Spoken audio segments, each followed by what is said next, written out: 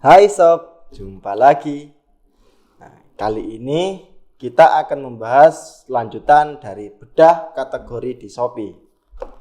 Kemarin kita sudah membedah suatu kategori di Shopee, yakni kategori elektronik. Apa aja peluang yang ada di situ, bagaimana kondisi market yang ada di situ. Nah, sekarang kita akan membedah kategori komputer dan aksesoris. Apa saja itu dan bagaimana? Mari langsung kita bahas bersama-sama.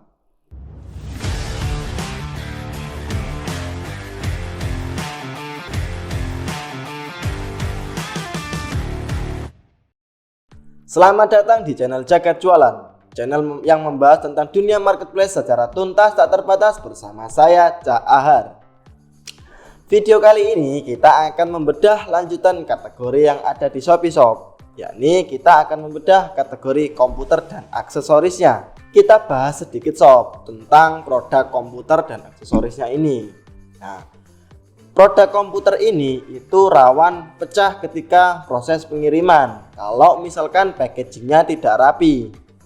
Jadi perlu berhati-hati sob terkait packagingnya, apalagi barang-barang yang kecil juga itu harus diperhatikan masih berfungsi atau tidak, karena kita harus memberikan produk tersebut kepada calon pembeli atau kepada pembeli itu dengan produk yang masih berfungsi.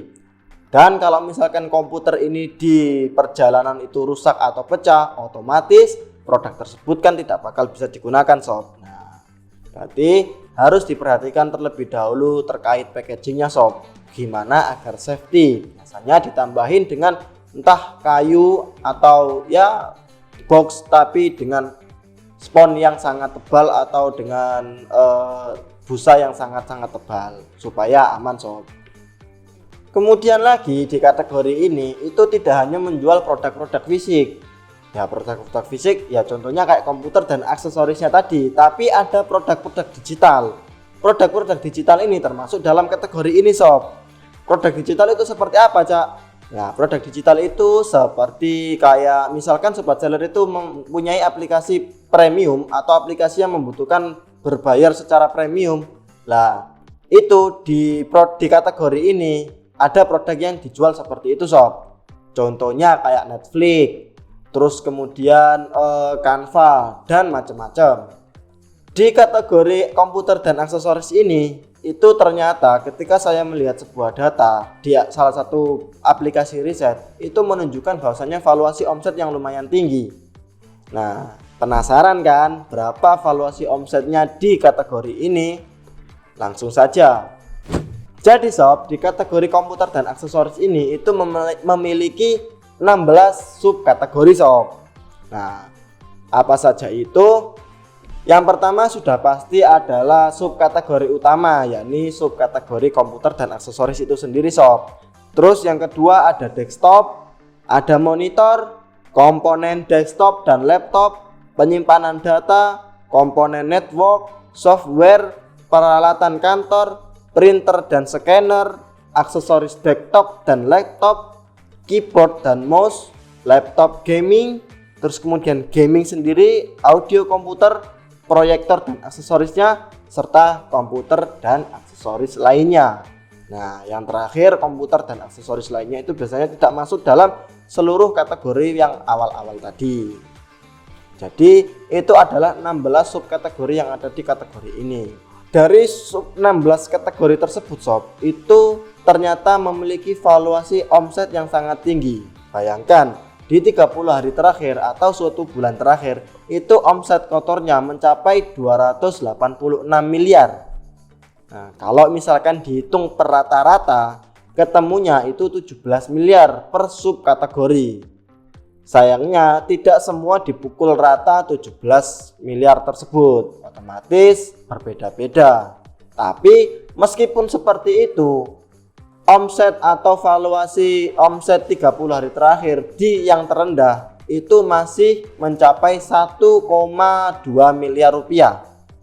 Dan itu jatuh pada subkategori software. Subkategori software ini yang saya maksud di video awal tadi ada produk-produk yang berupa digital. Terus apa produk atau subkategori yang memiliki valuasi omset yang paling tinggi? Ternyata subkategori yang memiliki valuasi omset yang paling tinggi itu jatuh pada printer dan scanner, yaitu volumenya sekitar 60 miliar rupiah. Saya sih tidak heran kenapa kok sebanyak itu, karena satu HPP dari produk tersebut itu sudah tinggi. Terus kemudian beberapa tahun terakhir itu maraknya jual beli online di e-commerce yang mana membutuhkan cetak printer label atau printer resi, sehingga produk-produk seperti itu, produk-produk contohnya kayak printer mini itu mulai rame di pasaran. Oleh karena itu mendulang tinggi angka penjualannya sob. Saya kasih informasi tambahan lagi sob terkait produk-produk yang ada di kategori komputer dan aksesoris ini. Di awal tadi saya sudah menyebutkan bahwasanya produk-produk di komputer dan aksesoris ini itu tidak semuanya berupa fisik, ada yang berupa digital.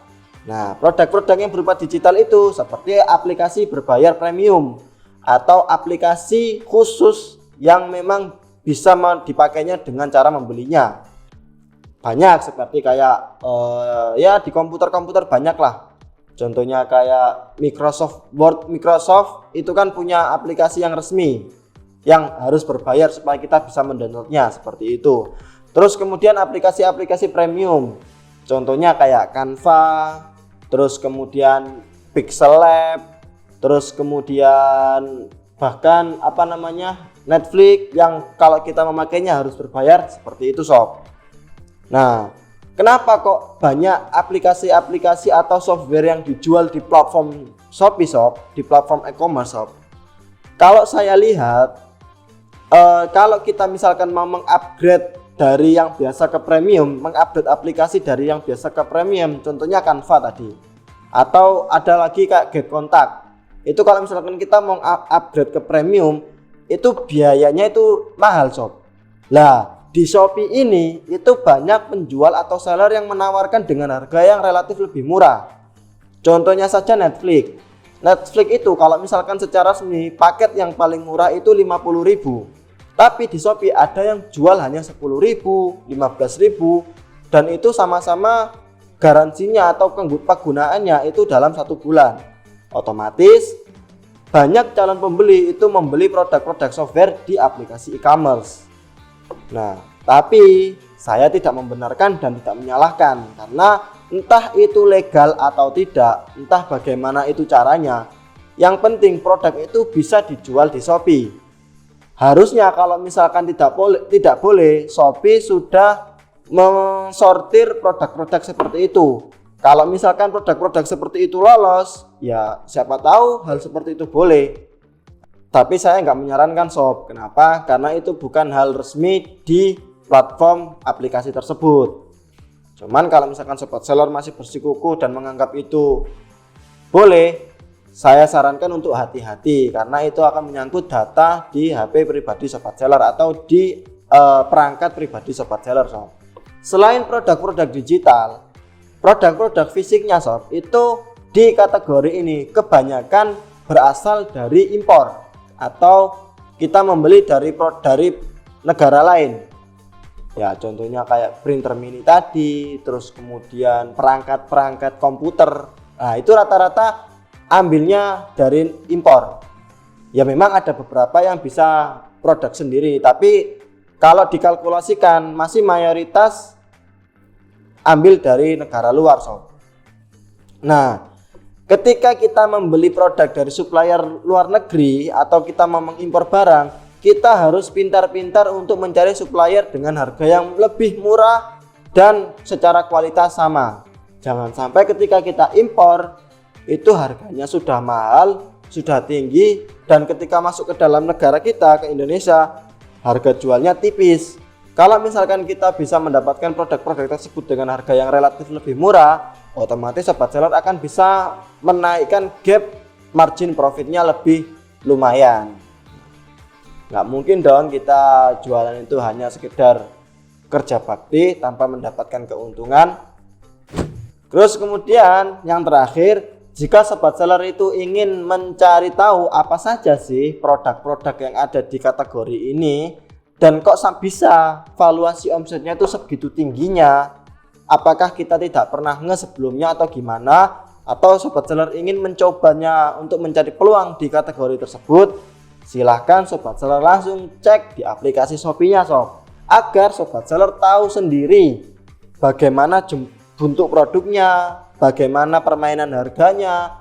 Dan ketika sobat seller sudah menemukan itu, sobat seller harus riset lanjutan untuk mencari supplier yang bagus, yang seperti saya sarankan tadi sob. Mungkin video terkait bedah kategori komputer dan aksesoris kali ini cukup sampai di sini aja sob. Terima kasih sudah menonton video ini. Jika sobat seller menganggap video ini bermanfaat, silahkan share video ini kepada sobat seller yang lainnya agar mengetahui informasi terkait bedah kategori komputer dan aksesoris. Dan jangan lupa tinggalkan komentar untuk sobat seller bertanya atau mau menyarankan channel ini membahas tentang apa. Jangan lupa klik like and subscribe untuk mengapresiasi kita konten creator agar lebih semangat membuat video berikutnya. Dan terakhir, jangan lupa nyalakan lonceng notifikasi agar sobat seller tidak ketinggalan informasi terupdate terkait dunia marketplace. Terima kasih sudah menonton. Mohon maaf, kita bertemu di video selanjutnya. Salam banjir orderan. See you.